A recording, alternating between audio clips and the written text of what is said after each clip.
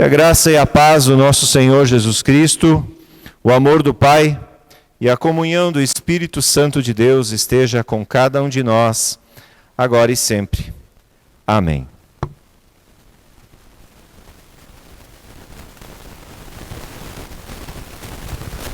Nesse mês de outubro, até início de novembro, nós vamos conversar sobre um único texto bíblico, que é o texto do Evangelho de João, capítulo 11, que é a história do adoecimento, do sofrimento de uma família e da morte de Lázaro. Lázaro, Marta e Maria eram irmãos, muito provavelmente solteiros, e que dependiam um do outro para viver. E lá pelas tantas, então, Lázaro está doente. Jesus recebe um recado. E Jesus parece que ignora esse recado. Só que tem um plano por trás de tudo isso. E nós queremos ler, então, o texto de João 11, os versículos 1 e seguintes, que dizem assim: Um homem chamado Lázaro estava doente. Ele morava em Betânia com suas irmãs Maria e Marta. Foi Maria, a irmã de Lázaro, que mais tarde derramou perfume caro nos pés do Senhor e os enxugou com os cabelos.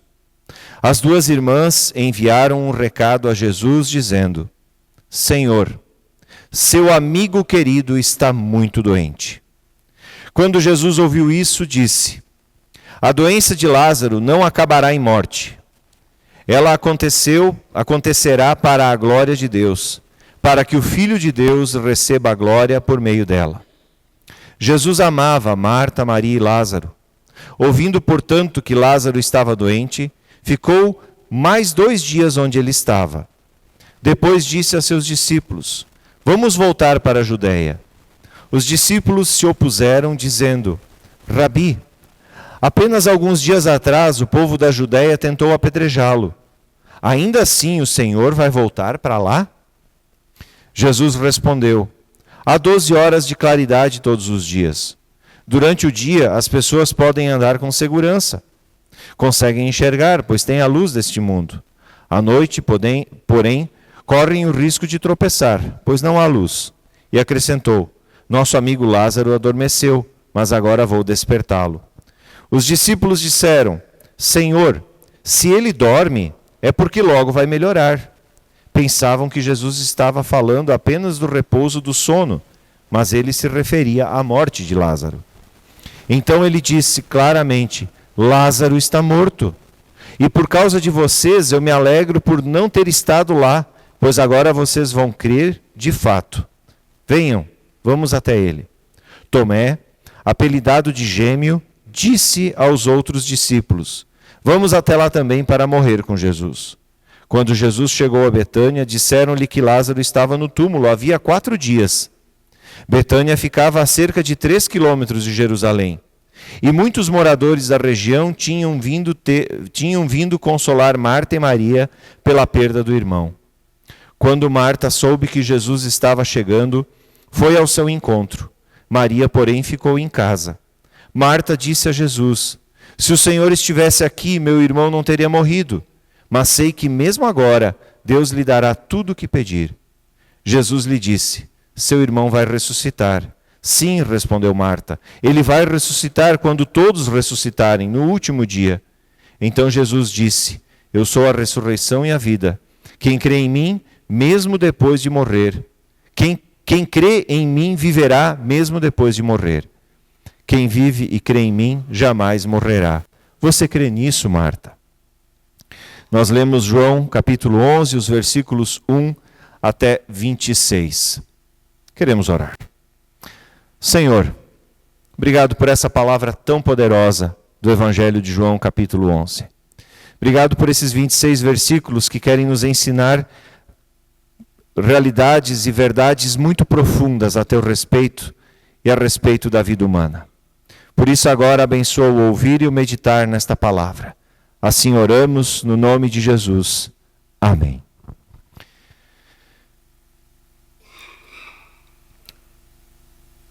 Marta e Maria mandam um recado para Jesus, dizendo assim: o teu amigo, que tu amas, está doente. Com essa frase, elas não estão apenas mandando um recado para Jesus, mas elas estão dizendo: o teu amigo está em sofrimento. O teu amigo está sofrendo. Elas constatam não só aquilo que nós constatamos em nossos dias, mas elas constatam aquilo que ao longo de toda a história da humanidade sempre esteve presente, que é o sofrimento.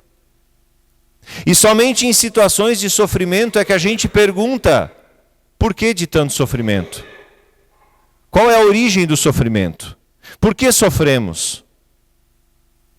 Um rabino americano de Nova York, com muita dificuldade, ele e a esposa conseguiram apenas ter um único filho. E certa vez, indo para a universidade, este rabino deixou seu filho perto da faculdade, mas não levou ele até na porta. E ele precisava atravessar uma avenida. E nessa avenida, ele foi atropelado. E morreu na hora. E esse rabino escreve um livro muito interessante. Por que coisas ruins acontecem com pessoas boas? Quando eu vi esse título, eu na hora quis ler esse livro. E esse rabino, ele se bate, se debate com essa questão. Meu filho era um homem bom. Nossa família é uma família boa. Eu sou rabino, quer dizer, eu sou pastor do judaísmo, um pastor da religião judaica. Um cara que todo sábado pegava a Bíblia, lia a Bíblia e explicava a Bíblia, ensinava a Bíblia, era pastor de almas no judaísmo. E de repente, seu único filho não vive mais. E aí vem a pergunta: por que do sofrimento? Por que a gente sofre? Por que a gente passa por situações tão difíceis? Por que de repente a gente descobre que está doente? Por que de repente a gente descobre que lá na empresa está uma onda de demissão e o teu chefe te chama no RH e diz: deu para ti? Mas falta 3 anos para me aposentar. Deu. E daqui a pouco talvez tu saia de um patamar de salário muito bom para ter que começar de novo em algum lugar. Por que de repente vem uma enchente e destrói tudo aquilo que foi construído com muito suor? Por que as coisas ruins acontecem? Essa é a questão que está por trás desta fala de Marta e Maria, quando elas dizem assim: o teu amigo está doente. Percebam, elas não falam que é um desconhecido, elas não falam que é alguém que não é digno de ser ajudado, é amigo de Jesus. Lembrando da pregação passada em que eu disse que provavelmente em alguns momentos Jesus passava lá para comer café com cuca em Betânia. Ou para comer pão com linguiça lá em Betânia. Eu não sei se era isso que eles comiam, mas enfim, ele passava lá para ter um momento. Eu imagino que na casa de Marta, Maria e Lázaro tivesse até uma caminha, talvez com um travesseiro bem gostoso para Jesus dar aquela descansada. E de repente o sofrimento chega nessa casa. Essa é a pergunta mais difícil com a qual o ser humano precisa lidar. Por que nós sofremos? Por que existe sofrimento? Sempre foi uma das mais difíceis perguntas para o ser humano. Porque ela é difícil de achar resposta. É muito difícil de a gente achar uma resposta. Qual é a origem do sofrimento? Por que precisamos sofrer? Onde está Deus quando eu sofro? São perguntas muito angustiantes. Mas antes da gente avançar na tentativa de responder essa pergunta ou trazer uma resposta para essas perguntas, nós precisamos perceber algumas coisas. Uma delas, algumas situações de sofrimento são de inteira responsabilidade nossa. Algumas situações de sofrimento são de inteira responsabilidade nossa, quando, por exemplo, nós não estamos alertas aos sinais e avisos que nos são dados. 80 km por hora e a gente anda a 160. E acontece um acidente. Deus, onde é que tu estava? Eu ouvi uma boa esses dias. Os anjos do Senhor nos cuidam na estrada, mas eles andam de acordo com as placas. Se tu está a 160, o anjo está andando lá atrás a 80 por hora. Então, não vai achar que Deus é responsável pela tragédia que aconteceu aí. Então, quando a gente olha para o sofrimento, a gente tem que perceber que algumas coisas são de nossa responsabilidade. Quando a gente não cumpre ou não obedece aos avisos que nos são dados. Primeira observação. A segunda observação. Algumas escolhas nossas nos colocam em situações complicadas e de sofrimento, e que Deus também não tem nada a ver com isso. E essas escolhas podem impactar a vida com o sofrimento das próximas gerações. Pense, por exemplo, em alguém que não presta atenção ao alerta que diz cuidado, penhasco. Quando a gente vai nos pontos turísticos por aí, a gente vê alguns lugares que diz assim, não pode avançar. E de repente alguém avança e vai se aventurar na borda de um penhasco e acontece uma queda. E essa pessoa, por uma razão ou outra, acaba ficando em cadeira de rodas. Não é só a pessoa que vai sofrer, mas são as próximas gerações que vão sofrer. Porque os filhos terão que cuidar dessa pessoa. A esposa ou o marido terá que cuidar dessa pessoa. Alguém terá que cuidar dessa pessoa. Alguém terá que ver a situação complicada em que essa pessoa está vivendo agora, diante da desobediência. Então, algumas situações de sofrimento são responsabilidade nossa, e são escolhas também. Quando a gente escolhe não usar o EPI e acontece um acidente, e a gente, por uma tragédia dessas, acaba perdendo uma função do corpo, como a visão, por exemplo, Deus não tem nada a ver com isso. Eu admiro alguns eletricistas. Tem algum eletricista entre nós? Eu admiro a profissão de vocês. Mas eu sou extremamente medroso para mexer com eletricidade. Para trocar a resistência do chuveiro, coisa básica.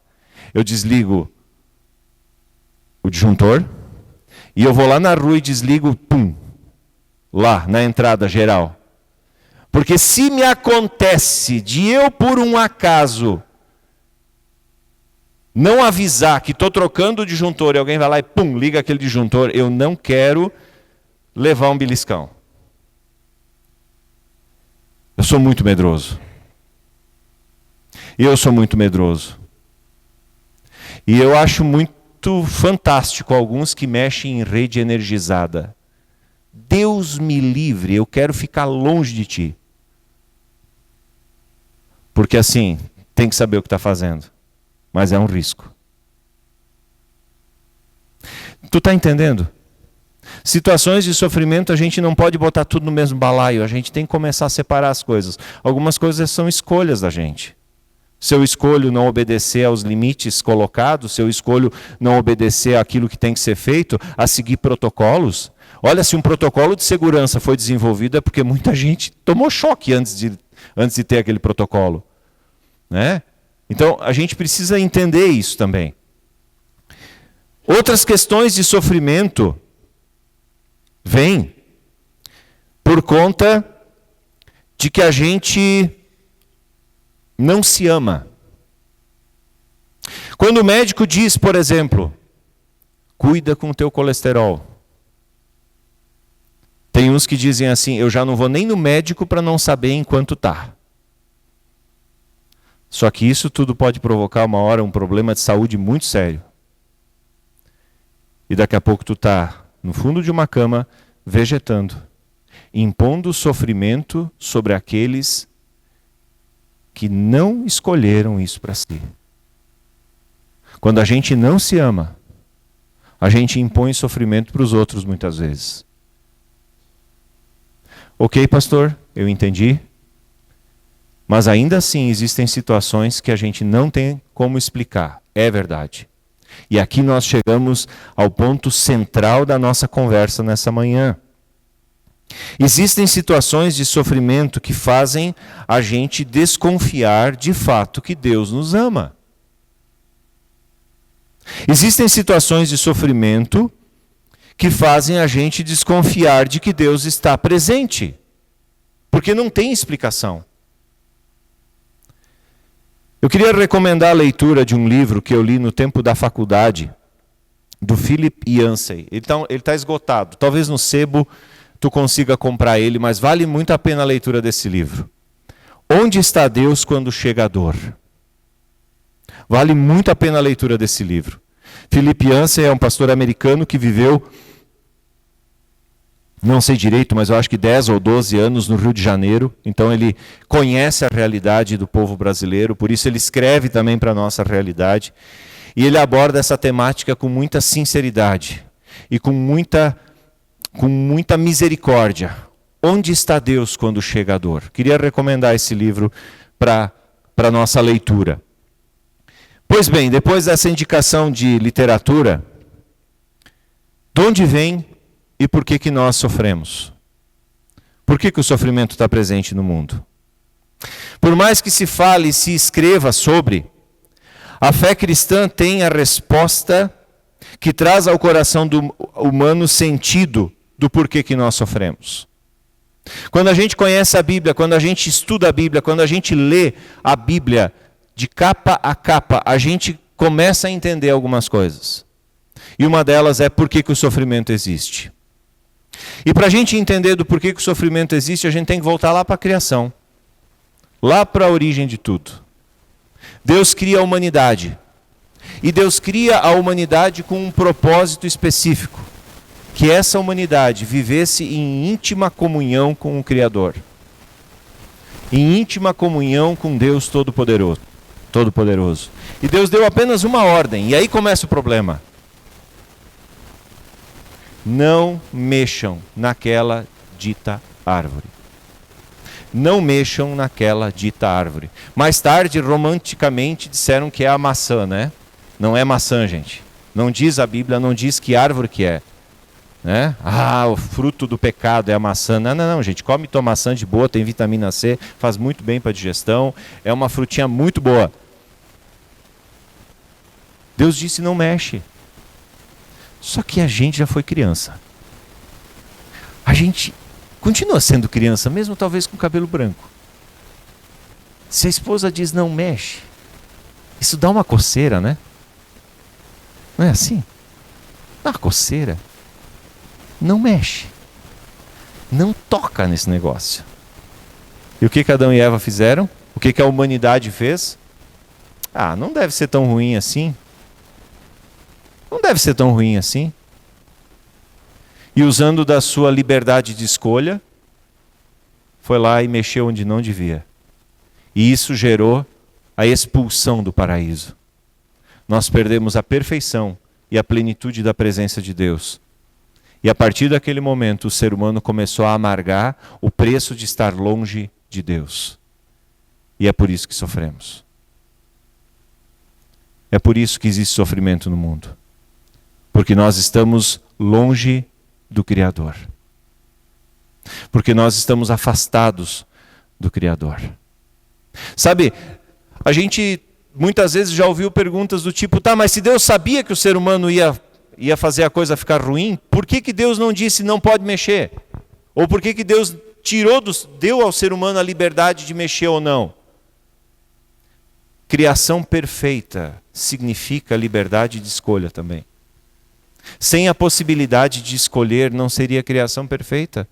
Deus coloca o ser humano no mundo e diz, está tudo perfeito, está tudo bonito, está tudo ajeitado, só não façam isso, mas a liberdade está com vocês. E aí o ser humano vira as costas para Deus, fazendo a sua escolha. Queridos, aí começa o nosso problema. E desde então a gente não tem explicação do porquê do sofrimento. A única explicação, e a explicação que de fato nos convence, é o fato de que, estando longe do Senhor, nós estamos mergulhados num mundo que sofre. E a gente precisa lidar com isso. A gente precisa lidar com isso. É por isso que existem situações de sofrimento que não têm explicação. É por isso que tem situações em que tu diz, eu não entendo o que aconteceu. A gente fez tudo certinho. A gente fez tudo certinho. Atleta, nunca fumou, vida saudável, nem refrigerante tomava. E de repente está com câncer de pulmão. E aí, me explica isso. Não tem explicação. Mas o fato de vivermos num mundo que está separado de Deus faz com que a gente tenha que viver essas situações. E foi assim com o amigo de Jesus, o Lázaro. O que Lázaro tinha, nós não sabemos. O que Lázaro estava vivendo, nós não sabemos. O fato é que a situação dele era grave, que levou ele à morte. Amigo de Deus que está morrendo, doente. Queridos, por isso nós precisamos ter a sensatez de não nos deixar levar por aquelas ideias que se ensina por aí, em muitas igrejas que se dizem cristãs, de que crente em Jesus não sofre. Isso é mentira. Crente em Jesus sofre também. Porque nós estamos num mundo que está na condição de sofrimento. O nosso próprio planeta está gemendo, gente. O nosso próprio planeta está gemendo. Quando a gente olha as mudanças climáticas que nós estamos vivendo, pastor, mas isso aí é... Ok, tu pode pensar o que tu quiser, querido. Mas os dados mostram. O nosso planeta está gemendo. Nós vivemos com regiões cada vez mais secas. Nós vivemos com enchentes avassaladoras. Mas as enchentes são recorrentes, sim, mas não com impacto humano como nós temos nos últimos tempos. Porque estamos ocupando os vales. Estamos assoreando os nossos rios, nós estamos matando a natureza. Nós estamos poluindo como nunca. O mundo está gemendo em sofrimento. Não poderia ser diferente com a gente que ocupa esse mundo. E por que isso? Porque o ser humano, a humanidade, virou as costas para Deus. Só que Deus, Ele não quer isso. Deus não quer a humanidade de costas viradas para Deus. Por isso, a mesma Bíblia que nos explica da onde que vem o sofrimento, mesmo aquelas perguntas que a gente não tem resposta, esse mesmo Deus, Ele vem a nós e diz assim, existe um caminho. Existe um caminho no meio de tanto sofrimento para uma vida com plenitude. E esse caminho se chama Jesus. Esse caminho se chama Jesus.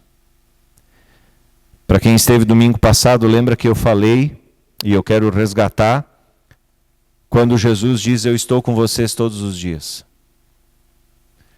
Ele não diz, eu estou com vocês todos os dias e o dia de vocês vai ser excelente.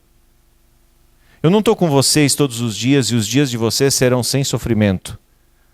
Eu não estou com vocês eu estou com vocês todos os dias, portanto vocês vão rir o tempo todo. Não. Eu estou com vocês.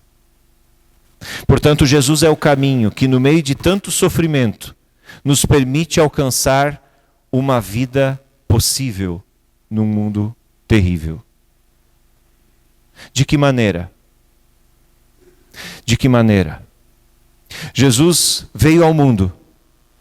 Um mundo onde acontecia situações de sofrimento tanto quanto hoje também. Com o detalhe que hoje o sofrimento ele chega mais rápido aqui na casa da gente por meio da comunicação.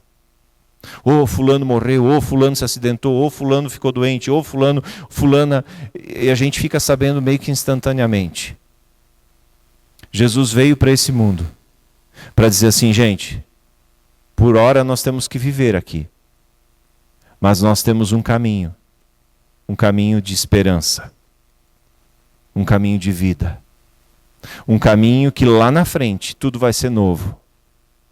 E eu acho muito interessante que o texto que a gente leu, até o versículo 27, ele mostra o sofrimento de Lázaro, ele mostra Jesus meio que não dando muita importância, aí Jesus diz, nós vamos para Betânia. Chegando em Betânia tem um diálogo entre Jesus e as irmãs.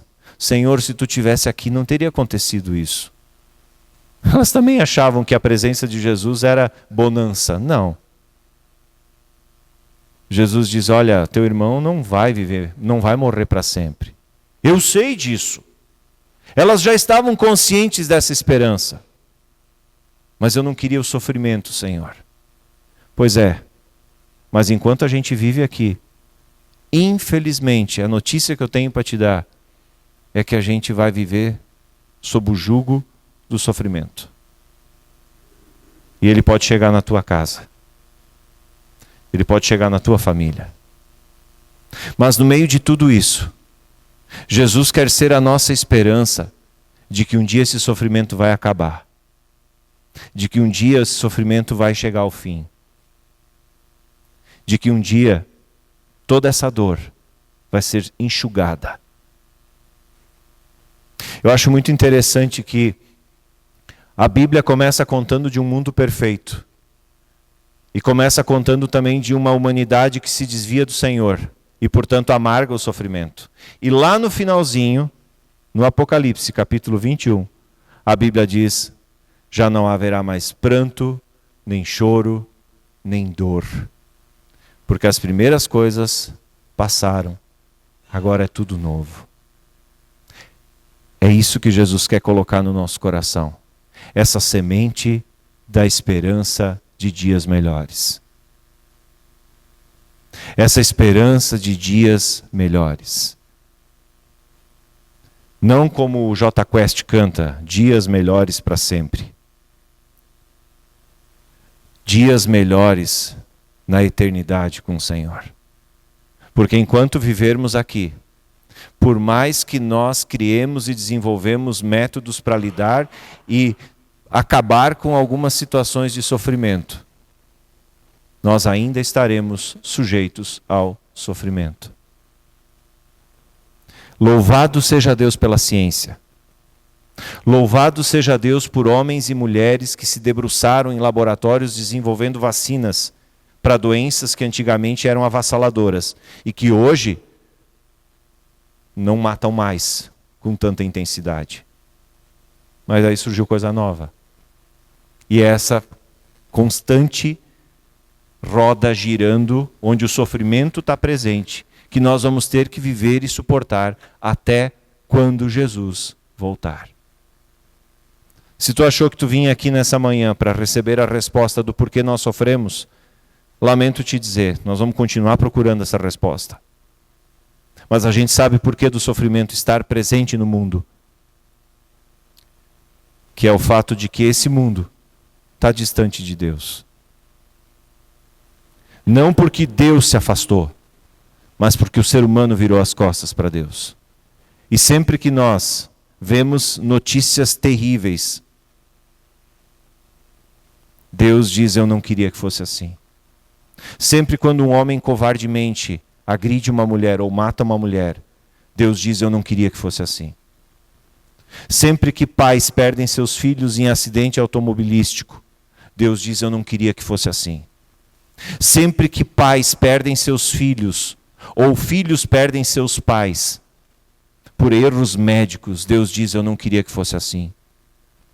Sempre que pessoas sofrem por alguma escolha que fizeram, Deus diz, eu não queria que fosse assim. A gente não pode contar com a bênção de Deus na desobediência. Porque se Deus diz, olha, o limite tem que ser respeitado, não vai achar que Deus vai colocar anjos para cuidar de ti numa ribanceira onde tu não devia ter se enfiado. Tu tá me entendendo, querido? O sofrimento está aí. E ele vai continuar. Mas no meio desse sofrimento todo existe uma esperança de que um dia ele vai acabar. Quando, como, de que jeito? Não sei. Isso pertence a Deus, é competência dele. Mas a gente tem esperança. E enquanto isso, Deus diz: eu estou contigo todo dia. No dia bom e no dia ruim. No dia difícil e naquele dia em que tu recebe a boa notícia.